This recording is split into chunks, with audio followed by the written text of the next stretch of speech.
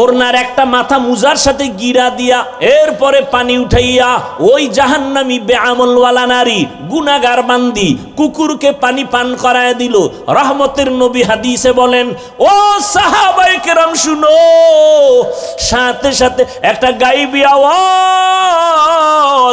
আওয়াজ আসতেছে, গায়বী আওয়াজ, ও আল্লাহর বান্দি, তোর জীবনের সব গুনাহগুলো মাফ করে দেওয়া হয়েছে। আতিনা ফি দারে দুনিয়া না হাসান, আতিনা ফি দারে উকবা না হাসান, ইয়া গিয়াসাল মুস্তাগীসিন ইহদিনা লিফতিখারা বিল উলুমি ওয়াল গিনা। হর গরিদে নেকো তু তৈয়ার হে, জো না মাंगे उससे तू बेजार है। এরে আল্লাহর বান্দারা, ইখলাসের সাথে আমল, তবে শিরিক যেন না থাকে, সাবধান। বলে শিরিক কি? বলে আল্লাহ কয়জন? আল্লাহর মতো আর একজন আল্লাহ, আল্লাহর ক্ষমতার মতো কারো ক্ষমতা, আল্লাহর স্পেশাল কিছু গুণ আছে, এই গুণ আর কারো। যদি কেউ মনে করে আল্লাহর মতো আরো আল্লাহ আছে, মনে করার নাম শিরিক। যারা মনে করবে তারা মুশরিক। আল্লাহর ক্ষমতার মতো কারো ক্ষমতা আছে মনে করার নাম শিরক। যারা মনে করবে তাদের নাম মুশরিক। আল্লাহর গুণের মতো স্পেশাল গুণ কারো আছে মনে করার নাম শিরক। যারা মনে করবে তাদের নাম মুশরিক। আল্লাহ যা স্পেশাল পাবেন ওটা আরেকজনকে দেওয়ার নাম শিরিক। আল্লাহ যা পাবেন, আল্লাহ কি পাবেন? ইবাদত। কি পাবেন? আল্লাহ ইবাদত পাবেন, এটা আরেকজনকে দেওয়ার নাম শিরিক। আল্লাহ সেজদা পাবেন, আরেকজনকে দেওয়ার নাম শিরিক। রিজিক দাতা আমার আল্লাহ, আরেকজনকে রিজিক দাতা বানানো শিরিক। আল্লাহ তোমাকে রিজিক দিবেন, আল্লাহ তোমাকে ইলম দিবেন, আল্লাহ তোমাকে সন্তান দিবেন, আরেকজনের কাছে সন্তান চাওয়া কি? শিরক। আল্লাহ বলেন সব গুনাহ আমি মাফ করে দিব, শিরিকের গুনাহ সহসায় মাফ হবে না। ইন্নাল্লাহা লা ইয়াগফিরু আন ইউশরাকা বিহি ওয়া ইয়াগফিরু মা দুনা যালিকা লিমান ইয়াশা ওয়া মান ইউশরিক বিল্লাহ ফাকাদ ইফতারা ইসমান আযীমা ওয়া মান ইউশরিক বিল্লাহ ফাকাদ দাল্লা দালালান বাঈদা ওয়া মান ইউশরিক বিল্লাহ ফাকাদ হারামাল্লাহু আলাইহিল জান্নাহ। স্পষ্ট আয়াত, জান্নাত হারাম যারা শিরিক করে। আরো আল্লাহ বলেন, ওরে শিরিক যুক্ত আমল নিয়ে দাঁড়ালে তোর আমল ওজন হবে না। ফালা নুকিমু লাহুম ইয়াউমাল কিয়ামাতি ওয়াজনা। শিরিক বড় খারাপ, ওই শিরিকের গন্ধ যেন না থাকে। এই শিরিক আবার প্রথমত দুই প্রকার, শিরিকে জলি, শিরিকে খফি। এটাকে আরেক নামে বলে শিরিক ফিজ জাত, শিরিক ফিজ সিফাত। আরেক নামে এটাকে আরেকটা নামে বলে শিরিকে আকবর, শিরিকে আসগর। এই টোটাল শিরিক আবার পাঁচ প্রকার: শিরিক ফিল ইবাদাত, শিরিক ফিল ইলম, শিরিক ফিল হুকুম, শিরিক ফিল কুদরত, শিরিক ফিস সামঈ ওয়াল বাসর। প্রত্যেকটার আলাদা বয়ান আছে। আল্লাহ বলেন আমল করবি ইখলাসের সাথে, কিন্তু শিরিকের গন্ধ যেন না থাকে। এরে পর্দার আড়ালের আম্মা জানেরা, ও যুবক বাবারা, বৃদ্ধ বাবাজি, আমল বড় দামি এক সম্পদ। যেখানে ইমানের কথা সেখানে আমলের কথা, যেখানে ইমানের বয়ান সেখানে আমলের বয়ান। ইন্নাল্লাযীনা আমানু ওয়া আমিলুস সালিহাত আছে না নাই? ওয়াল আসরি ইন্নাল ইনসানা লাফি খুসর ইল্লাল্লাযীনা আমানু ওয়া আমিলুস সালিহাত। বারবার ইমান আছে, আমল যত করবা তত দাম। ইখলাসওয়ালা আমল আরো দামি। এ কারণে একটু বলেন, আমার নবী আমল কম করছেন না বেশি? এত বেশি আমল করেছেন। ও পর্দার আড়ালের আম্মা জান, ও যুবক বাবারা, ও উলামায়ে কেরাম, ও ছাত্র ভাইয়েরা আমার, আমল ছাড়া জীবনের তালা খুলবে না রে বাবা। কোন দিনের আমল ভালো হবে তাও জানা নাই। এই জন্য ইবনে কাসির রহমাতুল্লাহ একটা ঘটনা টানছেন। রসুলের এক সাহাবী, জলিল ও কদর সাহাবী মুআজ ইবনে জাবাল রাদিয়াল্লাহু আনহু লিখেছেন, আল্লাহর কাছে ইখলাসওয়ালা দামি আমল যদি তুমি পৌঁছাতে চাও, 4টা গুণ লাগবে। 4 গুণ আমল যদি করো, 4 গুণ নিয়া ও আমল তোমাকে বিনা হিসাবে জান্নাতে পৌঁছায় দিবে। 4টা গুণ নিয়ে আমল করো, ওই আমল ইখলাসওয়ালা হবে, ওই আমল পিওর হবে, ওই আমল তোমাকে বিনা হিসাবে জান্নাতে নিবে। ও নবীর উম্মতের দল, আমলের বিকল্প নাই। সাহাবায়ে কেরামরা কত দামি আপনারা জানেন। 10 জন সাহাবা জান্নাতের টিকিট পেয়েছেন দুনিয়ায়, এরপরও তাদের আমল কেমন? আবার কান্না। তাদের আমল কত সুন্দর, এলেম কত সুন্দর, ইখলাস কত সুন্দর, নামাজ কত সুন্দর, তেলাওয়াত কত সুন্দর, এরপরও কান্না কান্না কান্না। ও নবীর উম্মতেরা শুনেন, রহমতের নবী বলতেছেন, আমি একদিন ঈশান নামাজ পড়ে ঘুমায় গেলাম মসজিদে নববীর পার্শ্বে আয়েশার হুজরার মধ্যে ঘুমানো। হঠাৎ করে রাতের গভীরে কানের মধ্যে কান্নার আওয়াজ। নবীর ঘুম ভেঙে গেল। নবী বলেন, আমার ঘুম যখন যায় আমার চোখ বন্ধ, কিন্তু আমার কলব কখনো ঘুমায় না। আমি যখন ঘুমের মধ্যে কান্নার আওয়াজ, গভীর রাতে কান্নার আওয়াজ, আমার ঘুম ভেঙে গেল। আমি সজাগ হইয়া বের হইলাম, মসজিদের দিকে নজর দিয়ে দেখি একজন সাহাবী নামাজের মধ্যে তাহাজ্জুদে গভীর রাতে হাউমাউ করে কান্না করে। আমি গভীরভাবে তাকায় দেখি সাধারণ কেউ না, জান্নাতের 10 জন সাহাবীদের মধ্যে প্রথম সিরিয়ালে আমার কলিজার আবু বকর নামাজে দাঁড়ায় দাঁড়ায় কান্না করতেছে। আমি রহমতের নবী অপেক্ষা, আবু বকরের কান্নায় আমার ঘুম ভেঙ্গেছে। আমি অপেক্ষা করার পর আবু বকর নামাজ শেষ করে পেছনে যখন তাকায় দেখে রহমতের নবী দাঁড়ানো। ভয় পেয়ে গেছে, ইয়া রাসূলুল্লাহ, এ গভীর রাতে আপনি ঘুমে থাকার কথা এখন কেন? বলে, তোমার কান্নায় আমাকে ঘুম ভেঙ্গে ফেলেছে। বলো, আবু বকর নামাজে দাঁড়ায় কান্না কেন বলেন? আবু বকর বলেন, ইয়া রাসূলুল্লাহ, আমার মালিকের দরবারে আমি কি নিয়ে দাঁড়াবো? কোনো আমল তো করতে পারি নাই, সেই ভয়ে কান্না করি। দেখছেননি, একটু চিন্তা করেননি? আবু বকরের মতো ব্যক্তি যার ফজিলত বয়ান করলে 2-4 ঘন্টা চলে যাবে, শুধু আবু বকর কে? যেই আবু বকরের স্মৃতি বিজড়িত ইতিহাস আমার রসুলের সাথে লাগানো, হিজরতের পথের সাথী আবু বকর। ওমর শহীদের মর্যাদার মরণ হয়েছে, ওসমানের শহীদি মর্যাদার মরণ, আলীর শহীদি মর্যাদার মরণ, অর্থাৎ তরবারি রক্তপাতের মরণ। কিন্তু আবু বকরের রক্তপাতের মরণ হয়নি। আল্লাহ তাকেও সর্বোচ্চ শাহাদাতের মর্যাদা দান করেছেন। কেমন আবু বকর যে আল্লাহ নিজে আবু বকরকে আলাদা সালাম দিয়েছেন। আরো আস্তে করে বলেন, এরে নবীর উম্মতের দল। আবু বকর বলেন, ইয়া রাসূলুল্লাহ, হাসরের ময়দানে কি নিয়ে দাঁড়াবো সেই ভয়ে কান্না করি। রহমতের নবী বলেন, আবু বকর, 10 জন সাহাবাদের মধ্যে আপনি তো প্রথম সারির সাহাবী, কেন আপনি কাঁদেন? জান্নাতের টিকিট আল্লাহ তো আপনারে দান করেছে। আবু বকর বলেন, ইয়া রাসূলুল্লাহ, আল্লাহ আমারে যত মর্যাদা দিয়েছে নবীদের মর্যাদার তুলনার সাথে আমি আবু বকর নাই। নবী আপনিই তো বয়ান করে বলেছেন আর কান্না করেছেন, আপনি নিজেই তো। কয় কি? বলে, হাসরের মাঠ নাকি অনেক ভয়ঙ্কর হবে, ওই দিন মানুষগুলো উলঙ্গ দাঁড়াবে। ও নবী, আপনি কান্না করে বয়ান করেছেন হাসরের ময়দানে নারী পুরুষ সব উলঙ্গ দাঁড়াবে। হাসরের ময়দানে তো কঠিন, সব মানুষ উলঙ্গ দাঁড়াবে। হাসরের ময়দান হবে জমিনটা সিরিয়ার জমিন বা আরাফার ময়দান হবে, আল্লাহর স্টেজ হবে, আদালত হবে। ও নবী, আপনি বয়ান করেছেন ওই দিন নাকি সূর্য নিচে চলে আসবে। আল্লাহ বলবেন, সূর্য তো যত তাপ আছে জমিনে ছেড়ে দে। সূর্যের গরমে মাটির জমিনটা পুড়িয়া তামা হয়ে যাবে, কেউ দাঁড়াতে পারবে না, পায়ের চামড়াগুলো পুড়ে যাবে।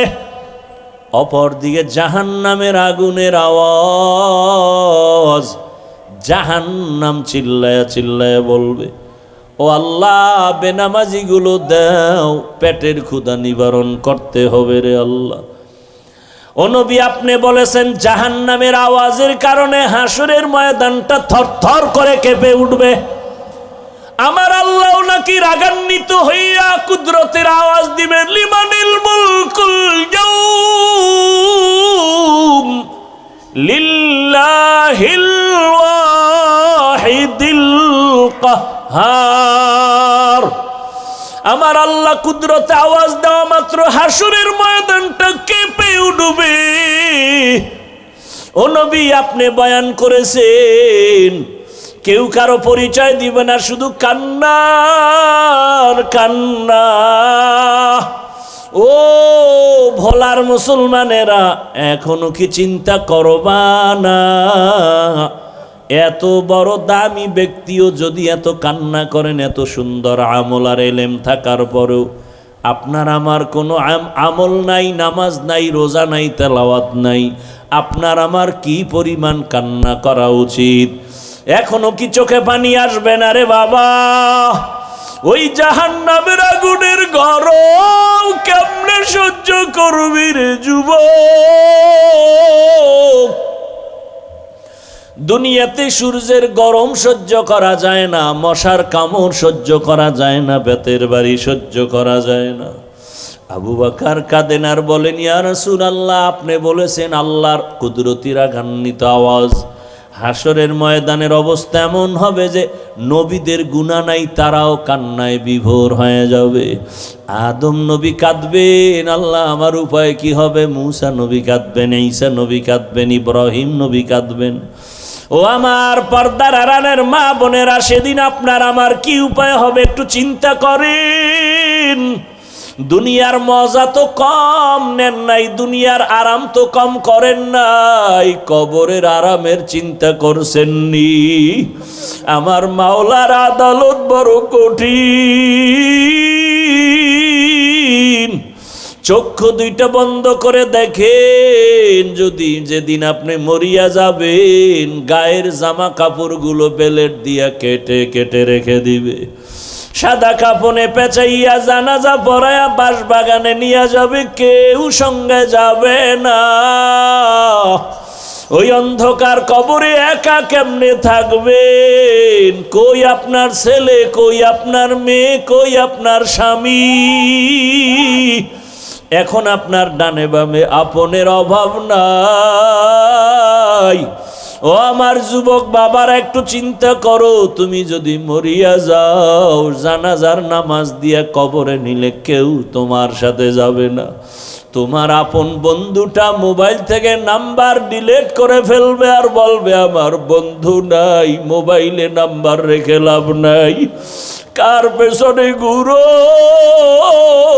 কার পেছনে সময় দিয়া মাওলারে ভুলিয়া গেছো? ওরে ওই সময় আমার মাওলা ছাড়া কেউ নাই, আমার মালিকের নিয়ে চলো। তোমার মা কই গেল? কেউ সাথে যাবে না, বাবাও যাবে না, ভাই বোনেরা যাবে না। 2-3 দিন কান্নার পরে আর খবরও নিবে না রে বাবা। আমার মাওলা ওই কবরে তোমার জন্য জান্নাতের ফয়সালা করবেন। এখনো সময় আছে, তওবা করো। মাওলারে নামাজের মতো নামাজে আমার মাওলার সাথে কথা বলো। ওরে জিব্বা নাড়াইয়া অন্তরে অন্তরে আমার মাওলাকে ডাক দাও, হে মালিক। কপাল পোড়া হইয়াই ময়দানে বসছি। আমার কপাল এত খারাপ, এত গুনাহ, আমার গুনার কারণে আমার হাত নাপাক, চোখ নাপাক, জিব্বা নাপাক, অন্তর নাপাক। আমার গুনার খবর আমার মাও জানে না, বাবাও জানে না। আমার গুনার খবর আমার স্ত্রী সন্তানেরা জানে না রে যুবক। যদি আমার মা বাবা জানতো আমি কত বড় গুনাহগার, এই হাতের দ্বারা জুলুম করেছি, চোখের দ্বারা জুলুম করেছি, জবানের দ্বারা অন্যায় করেছি, মা আমাকে ভালো নজরে দেখতো না রে বাবা। তোমার বন্ধু যদি জানে তুমি কঠিন অন্যায় করো, বন্ধু তোমাকে আর ভালো জানবে না। কিন্তু আমার মাওলা যে কেমন দয়ার মাওলা, এত গুনার পরও আমার মাওলা তো জানেন তুমি আমি কোন দিন কতটা গুনাহ করেছি, হাতের দ্বারা চোখের দ্বারা। আমার আল্লাহ বেজার হইয়া খানা বন্ধ করেন নাই, বাতাস বন্ধ করেন নাই, সূর্যের আলো বন্ধ করেন নাই, বরং আমার আল্লাহ সম্মানের চেয়ার থেকে তাড়াইয়াও দেন নাই, বরং আমার আল্লাহ বারবার ডাকেন, ও বান্দা আয় আয় আয়, ও বান্দা তুই যেদিকে যাও ওই দরজা তো রহমতের দরজা নাম। গুনার পথে যাইতে যাইতে তুই কই যাইতেছ? সামনে তো জাহান্নামের আগুন। আমার রহমতের দরজায় ফিরিয়া আসো। ও আমার ছাত্র বন্ধুরা, একটু বলি, আল্লাহ তোমাকে কোরআনের বাগানে নিয়ে আসছে রে বাবা। এখান থেকে কত ছাত্র দেখছি দাওরা পাশ করিয়াও হালাক হইয়া গেছি, মেশকাত পড়ে কাফিয়া পড়েও আলেম হইয়াও ধ্বংস হয়ে গেছি। ও বাবা, তুমি যাদের কিতাব পড়তেছো, জালালাইন পড়ো, কাফিয়া পড়ো, শরহে বেখায়া পড়ো, যাদের কিতাব পড়ো তাদের কত ইখলাস থাকার কারণে কিতাবটা কবুল হয়ে গেছে। ওই কিতাব পড়িয়া যদি তুমি আল্লাহর কাছে দামি হতে চাও, মোহাব্বত নিয়ে আমল শুরু করে দাও। ওরে তোমার মতো একজন আলেম এই জাতির জন্য বড় বাতি ঘর। এই দেশে বড় ভালো আলেমের প্রয়োজন, ইখলাসওয়ালা আলেমের বড় দাম। আল্লাহর কোরআন সিনায় নিয়েছো বাবা, গুনাহ ছেড়ে দাও। অনুরোধ করি ওই কোরআন ও হাদিসের ইলম নেওয়ার ক্ষেত্রে অন্তরটাকে গুনাহ মুক্ত করো। আল্লাহ নিয়ে আসছেন এই দরজা থেকে খালি ফিরিয়া যাইও না রে বাবা। আল্লাহর কাছে ভোর রাতে কান্না করিও আর বলিও, রে মালিক তুমি ইলমের দরজায় নিয়ে আসছো, আমাকে খালি ফিরাইয়া দিও না, গুনার কারণে যেন মাহরুম হয়ে না যাই। ওরে সাহাবায়ে কেরাম আর আসবে না, নবীরা আসবে না। এই জাতিকে কোরআন হাদিসের পথে জান্নাত দেখাও, জান্নাতের পথ দেখানোর দায়িত্ব উলামায়ে কেরামের। ওই নবীর দায়িত্বের যদি তুমি স্থানে আসো, কতটা ইখলাসের দরকার, কতটা কান্না দরকার, কতটা আমলের দরকার। কারণ তোমার আমার পেছনে তাকায় আছে মা বাবা, ছাত্ররা তাকায় আছে, গোটা জাতি তাকায় আছে। ওলামায়ে কেরাম থেকে আমরা আদর্শ নিব। তুমি ভবিষ্যৎ ভালো আলেম হতে হলে এখন থেকে তৈরি হয়ে যাও। আল্লাহর কাছে চোখের পানি ছেড়ে কান্না করো। মা বাবা কত কষ্ট করে তোমাকে লেখাপড়ার জন্য পাঠাইছেন, ওই মা বাবা কিছুই চায় না তুমি একজন আলেম হবা, এটাই তার কপাল ধন্য হবে। ও পর্দার আড়ালের মা বোনেরা, ও যুবক বাবারা, যারা স্কুলে পড়েন, কলেজে পড়েন, অনুরোধ করি ডাক্তার হবেন, ইঞ্জিনিয়ার হবেন, প্রফেসর হবেন, বাধা নাই। তবে অনুরোধ করি বেয়াদব হবেন না। ডিসিএসপি হয়ে যান, বাধা নাই। চেয়ারম্যান হন, বাধা নাই। তবে আপনি আদবওয়ালা জিন্দেগি নিয়ে চলেন। ডাক্তার হইয়া যেন বেয়াদবি না হয়। মা বাবার দোয়া নিয়ে, শিক্ষকের দোয়া নিয়ে, উলামায়ে কেরামের দোয়া পরামর্শ নিয়ে আগাইতে থাকেন। আল্লাহ রাস্তা খুলে দিবেন। ও মা বোনেরা, আল্লাহর কাছে তওবা করেন আর বলেন, হে মালিক, এই এলাকায় কত মহিলা আছে বেপরদায় চলে না, নামাজ ছাড়ে না, মোবাইলে সময় নষ্ট করে না, স্বামীর মাল খেয়ানত করে না। ও পর্দার আড়ালের আম্মা জানেরা, আপনারা কেন পর্দা করতে পারেন না? বেপরদায় চলেন কেন? নামাজ পড়তে পারেন না কেন? মোবাইলের সময় নষ্ট করেন। আপনার কি সন্তানের নিয়ে চিন্তা নাই? আপনার আদর্শটাই কিন্তু সন্তানের মধ্যে চলে আসবে। ভালো একটা আদর্শবান ডাক্তার ছেলে রেখে যান, আপনার ছেলেটাকে আদর্শবান ইঞ্জিনিয়ার বানায় যান। ডাক্তার হইয়াও কোরআন পড়বে, দোয়া করবে, তার জীবন ধন্য হবে, আপনারটাও ধন্য হয়ে যাবে। এখনো সময় আছে, আদর্শ ঠিক করে নামাজি হয়ে যান, জবান ঠিক করেন, পর্দা অনুযায়ী চলেন, মোবাইলে সময় নষ্ট করিয়েন না। একটা সন্তানকে আদর্শ সন্তান বানাবার ফিকির আর মেহনত করেন। আমার নবীও চোখের পানি ছেড়ে কাঁদেন, আবু বকরের কান্নাও চলতেছে। আবু বকর বলেন, ইয়া রাসূলুল্লাহ, নবীদের কান্না শুরু হয়ে যাবে, এমন কঠিন হালাত হবে হাসরের ময়দানে। আল্লাহ তাআলা ডান হাতে যাদের আমলনামা দিবে তারা জান্নাতে যাবে, যারা বাম হাতে আমলনামা পাবে জাহান্নামে যাবে। ওই হাসরের ময়দানে যখন আল্লাহ আমলনামা দেওয়ার জন্য ডাকবেন, নবীদের যদি এমন অবস্থা হয় আমাদের উপায় কি হবে রে ইয়া রাসূলুল্লাহ? আল্লাহ যদি ডাক দিয়ে আবু বকর আমার জান্নাত তোমার জন্য দিয়া দিলাম, দুনিয়াতে ঘোষণা দিয়া দিছি তুমি জান্নাতি, আমার জান্নাত পাওয়ার জন্য কি আমল নিয়ে আসছো বলো? আমি যদি বলি হে আল্লাহ তোমার মোহাব্বতে রোজা রাখলাম, তেলাওয়াত করলাম, নামাজ পড়েছি, যাকাত দিয়েছি, আমার আল্লাহ যদি বলে আবু বকর আমি যেইভাবে নামাজ চাইছি ওইভাবে হক আদায় করে নামাজ দিতে পারো নাই, আমি যেইভাবে তেলাওয়াত চাইছি হক আদায় করে দিতে পারো নাই, আমি যেইভাবে তোমার যাকাতের আমল চাইছি হক আদায় করে দিতে পারো নাই, আমি যেইভাবে তোমার জিকিরের আমল চাইছি তুমি হক আদায় করে আমাকে দিতে পারো নাই, অতএব তোমার আমল তুমি নিয়ে যাও, আমার জান্নাত আমাকে দিয়া দাও। তখন আমি আবু বকরের কি উপায় হবে? জাহান্নামের অর্ডার হয়ে যাবে, জাহান্নামের হ্যান্ডকাফ হাতে লেগে যাবে। ও রহমতের নবী, দুনিয়াতে একটা মশার কামড় সইতে পারি না, সূর্যের গরম সহ্য করতে পারি না, জাহান্নামের আগুনের গরম কেমন করে সহ্য করব? ও আমার এলাকার মা বোনেরা, বৃদ্ধ বাবাজিরা, যুবক বাবারা, দুই ফোঁটা চোখের পানি ছেড়ে গুনার কথা স্মরণ করে আল্লাহর কাছে ক্ষমা চাও। মা বাবার দোয়া নিয়া চলো, ওস্তাদের দোয়া নিয়া চলো, আউলামায়ে কেরামের দোয়া নিয়া চলো। আর যদি কোনো অন্যায় করিয়া থাকো ক্ষমা চাইও, কারণ আল্লাহর কসম মা বাবার দোয়া, শিক্ষকের দোয়া, ওলামায়ে কেরামের দোয়া তোমার সফলতার চাবি। যদি বেয়াদবি করো জীবনটা ধ্বংস হয়ে যাবে মরার আগেই। ও বাবারা, যদি মায়ের সাথে বেয়াদবি, বাবার সাথে বেয়াদবি করে থাকো, ওই মা বাবার চোখের পানি আর দোয়া ছাড়াই হাফিজুর রহমান চেয়ারে বসতে পারি নাই, ওই মা বাবার চোখের পানি দোয়া ছাড়া তুমিও টাকার মালিক, বাড়ির মালিক, গাড়ির মালিক, আলেম হতে পারো নাই। ওই মা বাবারে কেমনে ভুলিয়া গেছো? ওই মা বাবার জন্য কি মায়া হবে না? ওই মা বাবার সাথে এখনো সময় থাকলে দোয়া নাও রে বাবা, হারায় গেলে আর পাইবা না।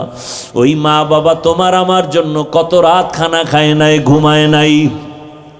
একজন শিক্ষক মেহনত করতে করতে তার পরিবারের খবর নিতে পারেন নাই। এত মেহনত করে তোমাকে আমাকে বয়ান শিখাইছেন, এলেম শিখাইছেন, তার সাথে যেন বেয়াদবি না হয় রে বাবারা। ওলামায়ে কেরামের অবদান অস্বীকার করার কোনো সুযোগ নাই। দোয়া নিয়া তওবা করো, মনে মনে আল্লাহকে বলো হে আল্লাহ, জীবনে কত নামাজ ছাড়লাম, গুনাহ করলাম, মোবাইল চালাইলাম, হাতের গুনাহ, চোখের গুনাহ, আজকে থেকে তৈরি হয়ে গেলাম হে মালিক, আর গুনাহ করব না, নামাজ ছাড়বো না, দাড়ি কাটবো না, বেপরদায় চলবো না। মা বাবার দোয়া নিয়া, শিক্ষকের দোয়া নিয়া, ওলামায়ে কেরামের দোয়া পরামর্শ নিয়া নবীজির আদর্শ মেনে চলবো। মা বোনেরাও তওবা করেন, আমার আল্লাহকে মনে মনে বলেন হে আল্লাহ, আর বেপরদায় চলবো না, নামাজ ছাড়বো না, মোবাইলে সময় নষ্ট করব না, স্বামীর মাল হেফাজত করব, 5 ওয়াক্ত নামাজ পড়ে দোয়া করব, আদর্শ সন্তানের মা হইয়া কবরে যাব। যুবক বাবারাও আল্লাহর কাছে অন্তর খুলে তওবা করো, কপালটা যেন পুড়িয়া না যায়। আল্লাহর আযাবের ভয় অন্তরে জমা করে আমল চালু করে দাও। আর নামাজ ছাড়বা না, দাড়ি কাটবা না, বেপরদায় চলবা না, মা বাবার সাথে বেয়াদবি করবা না, শিক্ষকের সাথে বেয়াদবি করবা না, ওলামায়ে কেরামের দোয়া পরামর্শ নিয়া নবীজির সুন্নতি আদর্শ মেনে চলবো। তওবা করার যদি অন্তর তৈরি হয়, মুনাফিকি যদি অন্তরে না থাকে, খাঁটি তওবার নিয়ত যাদের আছে, দুটো হাত আমার আল্লাহকে দেখাইয়া দাও। আয় আল্লাহ, হাতগুলো কবুল করে নেন, তওবা কবুল করে নেন, তওবার উপরে মজবুত হইয়া চলার মতো তৌফিক আমাদের দান করেন, আমিন। আলহামদুলিল্লাহি রাব্বিল আলামিন, ওয়াসসালাতু ওয়াসসালামু আলা সাইয়্যিদিল আম্বিয়াই ওয়াল মুরসালিন।